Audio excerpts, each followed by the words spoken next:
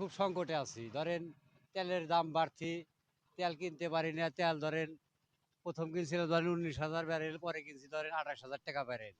এখন কিছু টিয়া ধরেন ঋণ পাতি হয়েছি, একটা বাছুর আসলে আমি বেচছি, তেলের দাম বেশি, তেল কিনতে পারি না, টেহার অভাব। না, সরকার থেকে কোনো কাঠমাট আমি পাই নাই। সরকার থেকে কোনো কাঠফুট পাই নাই, কেউ সহযোগিতা করতেছে না। হ্যাঁ, বাইরের থেকে তেল কিনতেছি।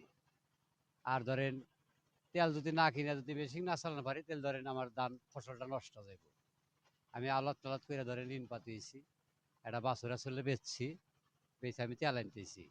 কিন্তু তেলটা আনা যেমন তেমন তেলটা পাওয়া যাইতেছে না আর কি, দাম বেশি।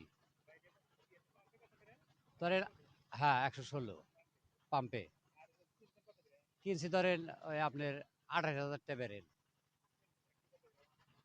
২৮,০০০ বেরেল, ২০০ লিটার ২৮,০০০ টাকা।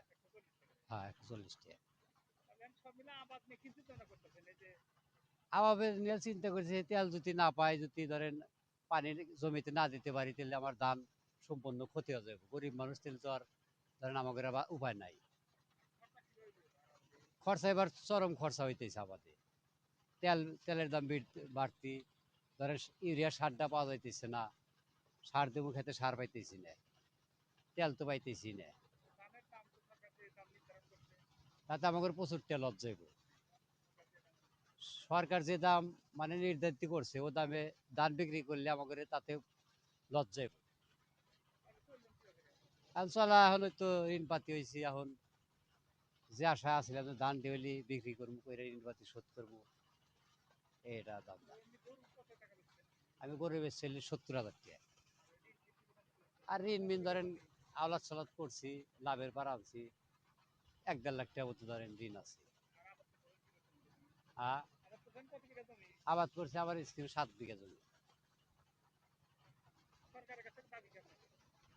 সরকারের কাছে দাবি তেলের দাম কমাক, আমাদের একটু সহযোগিতা করুক, আমাদের একটু উপকার করুক। আমরা তেল জানি পাই, অল্প টাকায় জানি তেলটা পাই, আমরা বাঁচি। এই এতটা তেল কিনা তো ধরেন জমি আমি চাষ করে পানি দিতে পারবো না। আমরা কাঠ পাই নাই, শহর এলাকায় আমরা কোনো কাঠ পাই নাই। না, পাই নাই।